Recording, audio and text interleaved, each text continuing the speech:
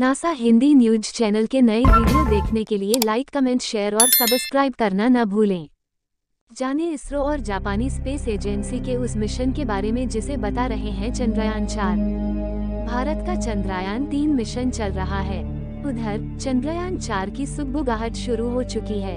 इस मिशन में भारत के साथ जापानी स्पेस एजेंसी भी काम करेगी। फिलहाल बेहद शुरुआती स्तर पर बातचीत चल रही है। जापानी वैज्ञानिक इस साल इसरो दौरे पर भी आए थे। आइए जानते हैं इस मिशन के बारे में। भारत का महत्वाकांक्षी मून मिशन चंद्रयान-3 चंद्रमा की तरफ अपनी यात्रा पर है। इस बीच बात उठ रही है चंद्रयान-4 मिशन की। ये कब शुरू होगा, भारत इसे अकेले करेगा या किसी देश के साथ मिलकर? तो आपको बता दें कि जापान के साथ मिलकर भारत एक मून मिशन करने जा रहा है, जिसका नाम है lunar polar exploration mission LUPEX। इसे लोग चंद्रयान-4 भी बुला रहे हैं। इस मिशन में इसरो और जापानी स्पेस एजेंसी जाक्सा चांद के दक्षिणी ध्रुव पर जांच पड़ताल करने के लिए लैंडर और रोवर उतारेंगे। उम्मीद है कि यह मिशन 2026-28 के बीच पूरा हो सकता है।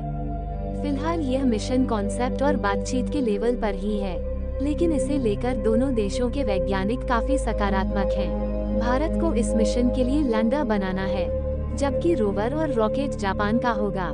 चंद्रयान-3 की लॉन्चिंग के बाद ISRO chief doctor S Somnath से जब लूपेक्स मिशन के बारे में पूछा गया तो उन्होंने बताया कि इस प्रोजेक्ट की फाइनल रिपोर्ट अभी सबमिट करनी है, ताकि सरकार से क्लियरेंस मिल सके। लेकिन इससे पहले कुछ मुद्दों को सुलझाना है, जैसे लैंडर और रोवर का वजन बड़ा मुद्दा है।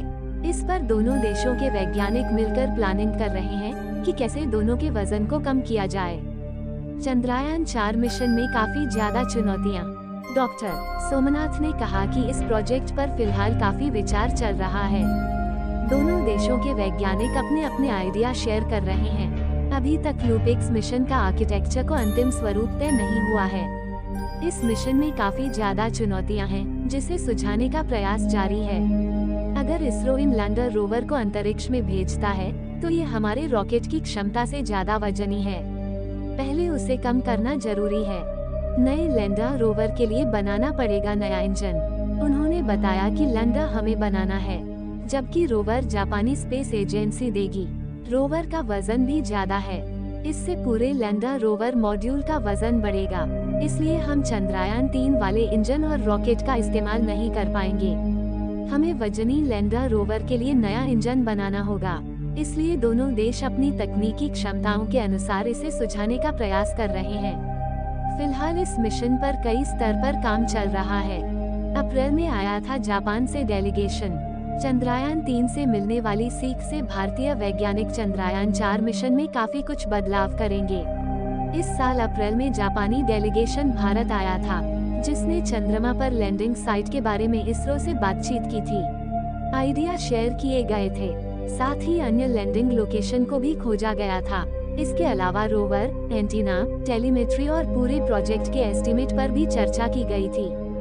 नासा भी हो सकता है मिशन में शामिल। माना जा रहा है कि इस पूरे मिशन का कुल वजन 6000 किलोग्राम होगा, जबकि पेलोड का वजन 350 किलोग्राम के आसपास होगा। साल 2019 में भारत और जापान ने लूपेक्स मिशन में अमेरिकी अंतरिक्ष एजेंसी नासा को भी शामिल करने की चर्चा की थी। अगर यह मिशन सफल होता है तो भारत जापान मिलकर चंद्रमा की सतह पर 1.5 मीटर गहरा गड्ढा खोदकर वहां से मिट्टी का सैंपल लाएंगे। इसमें ग्राउंड पेनिट्रेटिंग रडार GPR का इस्तेमाल भी हो सकता है।